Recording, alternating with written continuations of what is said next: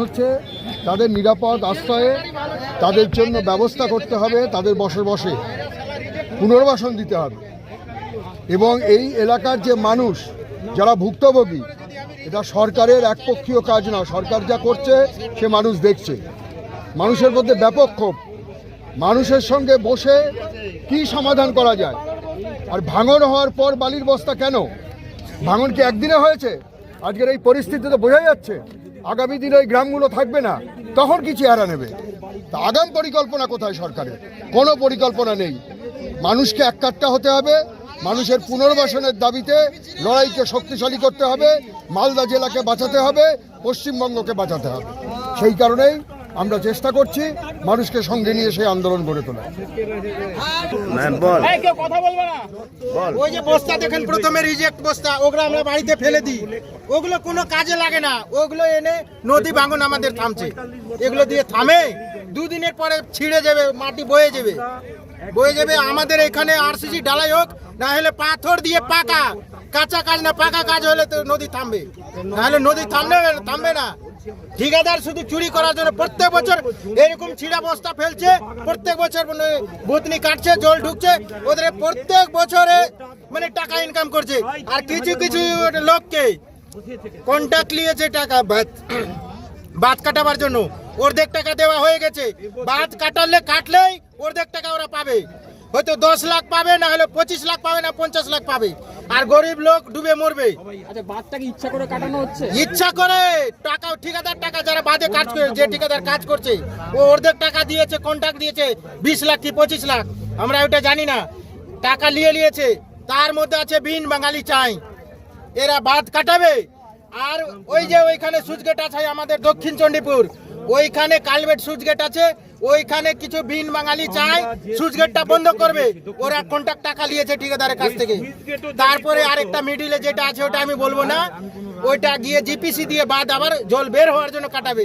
বুতনিতে 3 জায়গায় কাজ পাবে এরা, ঠিকাদার গালা 2 জায়গা। এক জায়গা যদি এখানে বাদ কাটে তো 2 জায়গা। প্রত্যেক বছর এরকম করে কাজ, সরকারের টাকা লুটছে এরা। পাকা কাজ করুক, টাকা কেন লুটবে সরকারের? এরা সব চোর আছে, সব চোর। এখন পর্যন্ত সরকারি কোন রকম কোন লোকজন এসে কোন রকম খোঁজ খবর নেয়নি। কি ওই তো রিজেক্ট বস্তা ফেলছে, সরকারি আসছে, ভিডিও আসছে, সিএম আসছে, যা আসছে, টিএমসির নেতা, বড় বড় নেতা আসছে, সব রিজেক্ট বস্তা দেখেন আগে। সিমেন্টের বস্তা, চালের বস্তা, লবণের বস্তা, এগুলো বস্তা ফেলছে। ওর মধ্যে দেখেন যে কিসের কিসের বস্তা আছে, ছিঁড়া আছে, রিজেক্ট আছে। যদি জোর করে ফেলে তো মাটি পড়ে যাবে। আর অন্যজন কেউ বলবে টাকার বস্তাতে মাটি চুরি করবে না, বস্তা জোরে ফেলেন ছিঁড়ে যাবে এখানে। কি নদীতে ওরা করোট করছে, আমরা 1 টাকা করি, কিসলা করবো? করবে তো, পাবলিক আছে। সরকার বেড়েছে মানিক চোখে, এখনো গোটাই পাথর আছে।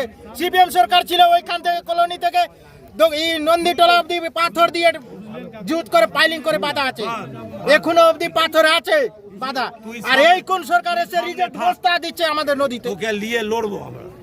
একমাত্র বলতে গেলে মমতা দিদি চোর, চোর মমতা দিদি চোর, মমতা মুর্দাবাদ, মমতা মুর্দাবাদ। নাই এখন কইবের জায়গা এইখানে নাই, আমাদেরকে খাইবের জায়গা সব কিরা কাইটে লিছে, মানুষ হাসপাতালে ভর্তি হচ্ছে।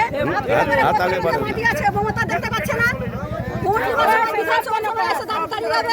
আচ্ছা, আপনাদের এমপি যে আছে, এমপি আসছে এখানে? কেউ আসছে না, আসছে না। ঝোলা ভরবার জন্য এটা বড় গিরেছে, ঝোলা ভর। একদিন এসে আমাদের সমর মুখার্জি আসলো, মিডিয়া এসে কথা বলছে না, মিডিয়া গুলো ধাক্কা মেরে বলে ভাতের বাইরে করে দিল। কেমন সমর মুখার্জি এখানে এসে তুমি কাজ ব্যবস্থা দিবা? তুমি টাকা লুটপাট, মানে টাকা লুটপাট হচ্ছে, টাকা লুটপাট হচ্ছে এখানে। মমতা দিয়ে দিয়েছে টাকা লুটপাট করে দিল এখানে। পাবলিক আছে, হাড়ি বর্তন আছে, কিছু পাওয়া যাচ্ছে না, সব তালা মাইরে। আমাদের তিরকাল ভিড়া নাই, আমাদের কোনো বাসনের দরকার নাই। দিদি এসে এখানে দেখে যাক পরিস্থিতিটা কি আছে। আমার দিদিকে চাচ্ছি, টাকা দেন রে বাবা, নদীতে যা কাটতে হবে বাবু। দিদি আসুক, আমরা চাইছি দিদি আসুক। চলে গেছে কাটতে।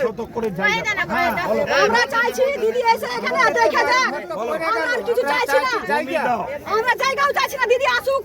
দিদি এসে দেখুক এখানে মমতা ব্যানার্জি কেন আসবে না এখানে? ভোট নেবার সময় তুমি ই করবে যে ভোট নিব আমি, আসছো না কেন? এখন ভোট নিলে এখন সব এখন যে হালে হবে নতুন বালির বস্তা দিয়ে বাদ করা হয়েছে, বালির বস্তা দিয়ে বাদ করা, এখন সব সম্পূর্ণ বাদ শেষ হয়ে এখন ভূতের মানুষ কি করবে? হ্যাঁ? কি করছে বসে বসে মমতা ব্যানার্জি এখানে? আচ্ছা আপনাদের যে এমপি আছে খগেন মুর্মু এখানে আসে?